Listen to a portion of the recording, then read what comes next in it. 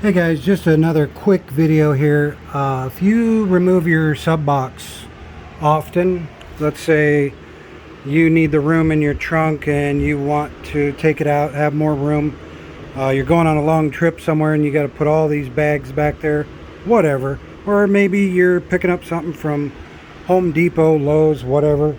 I kind of thought about this with my new box, and I didn't want to have like wood screws. Well, I started out with wood screws.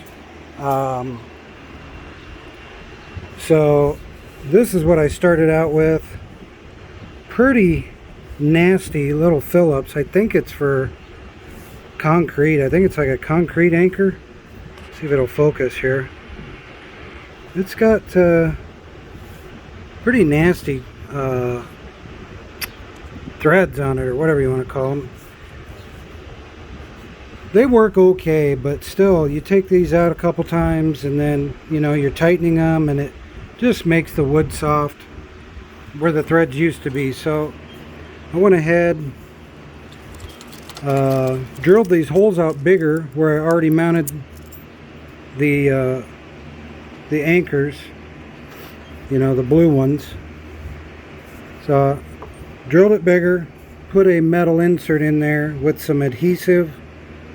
And yeah, got these metric Allen wrench heads, socket heads. These won't wear out. Just thread right in there. Just handy if you're going to be taking stuff in and out a lot, making adjustments, upgrading equipment. Let's say your equipment's buried under the box in a spare tire well, say, kind of like mine. Yeah,